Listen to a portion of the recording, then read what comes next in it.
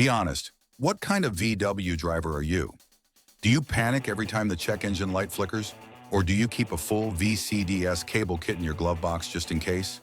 Some of us bought a beat-up Polo for 500 bucks, and others obsess over oil specs like it's religion. But no matter where you are, if you drive a Volkswagen, you're already part of something weird, wonderful, and slightly broken. There are 7 levels of Volkswagen madness, and if you drive one, you're already on the path. From hopeless to obsessed, it's a journey of pain and pride. You don't just own a VW, you survive it. Every sound, every light, every mile tells a story. This is Des Auto Diaries, and today we decode what kind of driver you really are. Level 1, the sufferer. You bought your Volkswagen for less than the cost of a decent smartphone. No Bluetooth, no airbags you trust, no functioning glove box latch. The Polo's starter sounds like it's clearing its throat, and the cabin smells like a mix of coolant vapor and broken promises. But you tell yourself it's vintage charm. Your VW costs less than your last dentist visit, and somehow it keeps running, even if it sounds like it resents you for it. You've stopped fixing things, you just adapt. The window doesn't roll down, you park where there's shade. The rear wiper moves like it's having a seizure, you just wait for the rain to stop. The suspension cries on every bump, but you've learned to read its language. That rattle? Probably a bushing. That clunk? Definitely a bushing. The entire driving experience is held together by zip ties, hope, and denial. But hey, it's German. Kind of. And when it starts every morning, you feel a weird kind of pride, like surviving something. Cold starts feel like a prayer session, and if the check engine light ever turns off, you'll assume the bulb just burned out. The heater smells like wet socks and sadness, and you're strangely okay with it. Because deep down, you know this isn't about comfort. This is about grit. This is about identity. You're not just driving a car, you're surviving a Volkswagen. Level 2, the believer. Things are looking up. You've graduated from survival mode to a car that actually runs well. Sometimes. It's a Golf MK 4TDI with 400,000 kilometers and a turbo that still spools like it believes in you. You quote your fuel economy more than your salary, and your dashboard lights up like it's giving you stock tips. The headliner's falling, the glove box doesn't close, and the suspension feels like it's been through 3 wars, but the engine is immortal. You tell everyone that diesels are the secret to longevity, that if you change the oil on time, it'll go forever. You believe in your TDI the way some people believe in astrology, and you have data to back it up. Kind of. The car smells like fuel and old upholstery, and you wouldn't have it any other way. You've memorized the sound of a healthy turbo whistle and learned how to clear EGR faults with nothing but patience and a YouTube tutorial. You live in a cloud of soot and pride, and you're okay with that. You still haven't fixed the airbag light, but you know where to hit the dashboard so it flickers off temporarily. You talk about your mileage like it's a badge of honor, because it is. No matter how rough the interior gets, no matter how many buttons stop clicking, you've got torque, you've got character, and most of all, you've got faith in the cult of Volkswagen diesel. Level 3, the settler. This is where stability begins. Your Volkswagen doesn't leak, doesn't groan, doesn't make you question your life choices at every red light. It's not just a car, it's your companion. Reliable, unflashy, and always ready. You probably drive a Golf Mix 6, maybe a Passat variant or a solid Tiguan. Diesel. Practical. Something with just enough torque to keep you interested, but not enough to tempt fate. It's stock, clean, and cared for. The kind of car you park in the shade, not because you're obsessed, but because you respect it. You wash it by hand, vacuum the mats, and keep a microfiber cloth in the door pocket for the occasional dust wipe. You name your car and talk to it when no one's around. You tell it good job after a long trip, and you mean it.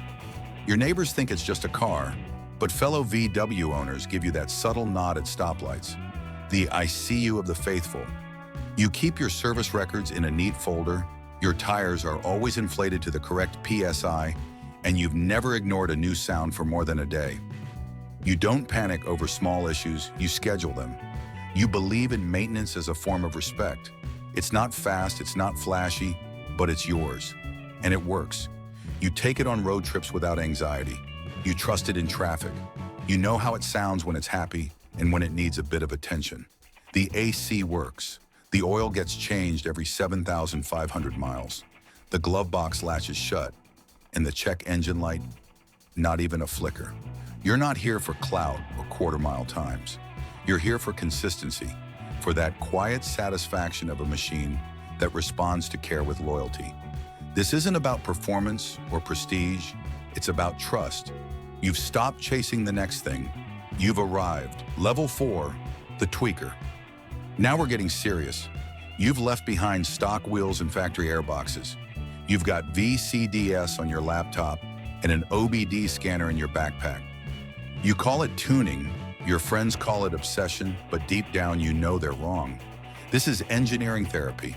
You know your DS cheat needs a software tweak to really come alive, and you know exactly which intake temp your intercooler prefers on a cold morning. Your car's faster than stock and cleaner than legal, and that's exactly how you like it. You've memorized torque curves and argue about boost spikes on forums with people you've never met. Weekends mean garage time. Brake upgrades, oil catch cans, short shifters. You justify every mod to yourself with scientific reasoning and maybe a spreadsheet. You've gone down the rabbit hole and there's no going back. You talk about throttle response over dinner. You budget for coilovers before vacations. And you've got a saved cart of parts you're definitely not buying this month. You've said the phrase just one more mod at least 10 times this week, and every time, you believe it. There's always something to improve, something to tweak, something to upgrade. You've turned your VW into a project, a hobby, a statement, and you wouldn't have it any other way. This isn't about resale value anymore. This is about building the car you wish they sold from the factory. Level 5, the fanatic. This is the level where curiosity turns into a creed. Your garage isn't a place, it's a temple. The floor shines like a showroom. Your torque wrench has a dedicated drawer, and your oil stash includes brands no one at the dealership has ever heard of. You torque your lug nuts with the same focus a pilot uses on final approach. You speak in engine codes and chassis references. You've cross-referenced oil specs with German PDFs and now swear by one specific viscosity depending on the season. You've memorized the service schedule down to the week and still do it earlier just in case. Your Golf R doesn't just have upgrades, it has upgrades with spreadsheets. The Jetta GLI sits one finger lower than stock, and you can explain exactly why. You have a dyno chart framed next to your family photos. Every mod is subtle but precise. Everything looks stock to the untrained eye, and that's the point. You spend weekends replacing bushings with polyurethane just to shave vibration by 1%. You diagnose misfires by ear and log fuel trims for fun. You've argued on forums, built engines on your phone at night, and know how many threads should show on your wheel bolts. And when people say it's just a car, you smile, because they don't understand. Your Volkswagen is not a vehicle, it's a discipline. Level 6, the archivist. You don't drive a Volkswagen, you preserve it, you document it. You carry the entire history of Wolfsburg in your hard drive and half of it in your garage. You can quote brochure copy from 1986 and spot a factory paint mismatch from 20 feet away. Your collection isn't about performance, it's about provenance. A Corrado with factory wheels, an MK1 GTI still wearing its original decals, a Phaeton with every service stamp, including the one in Dresden. You don't just own cars, you own stories. You've hunted for the right steering wheel for 3 years and celebrated like a kid at Christmas when it arrived in the original shrink wrap. Your home office has more Bentley manuals than furniture. You've cataloged more factory wheel variants than most dealership parts departments ever stocked.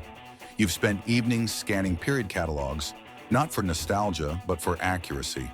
You've cried tears of joy over a NOS floor mat still sealed in its original plastic. You call colors by their code names and insist on OE clamps, even where no one will see them. You've taught yourself German just to understand old technical bulletins. The registry knows your name. The VIN database has your fingerprints. You've driven 3 hours to pick up a fuse cover just because it had the right production stamp. You refer to your cars by production month and plant, not by nickname. When someone asks what it's worth, you laugh. Because it's priceless. because you remember a time when a Volkswagen was more than a badge. It was a promise of quality, of function, of cleverness in every detail. And you're the one keeping that promise alive. Level 7, the Cultist. At this stage, you're not just a car owner. You're the guardian of a mechanical relic. Your Volkswagen doesn't live in a garage. It resides in a temperature-controlled chamber where humidity is monitored hourly and the lighting is soft enough to preserve the integrity of factory clear coat. Barometric pressure matters. Rain is forbidden. You don't wash your car. You perform a ritual with pH-balanced products, distilled water, and microfiber towels that cost more than brake pads. You didn't just order rare parts. You hunted them across forums, tracked down original suppliers in Germany, and verified production batches by casting numbers. Your Golf Rallye wears OEM headlight washers that took 18 months to find. Your Lupo GTI is so original that even the valve caps match the dealership delivery photos. And your MK7R? It's custom built to a spec the factory never dared release. You know your torque specs by heart. You own a paint thickness gauge and use it monthly. You speak in part numbers and chassis codes. You never touch your car with bare hands. Nitrile gloves only. You don't drive it to meets. You trailer it, covered, with custom wheel straps. You won't park near other cars. You avoid road paint. You've turned down vacations because a rare steering wheel might arrive while you're gone. And when someone asks if it's for sale, you laugh. Because this isn't ownership, it's stewardship. You're preserving a bloodline, one VIN at a time. People might call it obsession, but to you, it's reverence. This isn't a car, it's a time capsule. And if anyone dares say it's just a Volkswagen, you simply smile. Because at this level, no one else needs to understand. You've just seen the full spectrum of Volkswagen life, from oil leaks and dashboard prayers to concourse level preservation. Maybe you're still limping along at level 1, hoping your starter survives the winter. Maybe you're wrenching through weekends at level 4, balancing mods and maintenance. Or maybe you're standing in your sealed garage, polishing a 90s window switch with a toothbrush and whispering, just right. Wherever you are, there's no wrong way to love a Volkswagen. Because these cars don't just take us places. They reflect who we are, our habits, our history, our hope that something built with care can last longer than expected. If this felt like your life, hit like and subscribe. Check out the rest of our videos. They're filled with stories that only real drivers understand. And remember, at Das Auto Diaries, we don't just drive Volkswagens, we live them.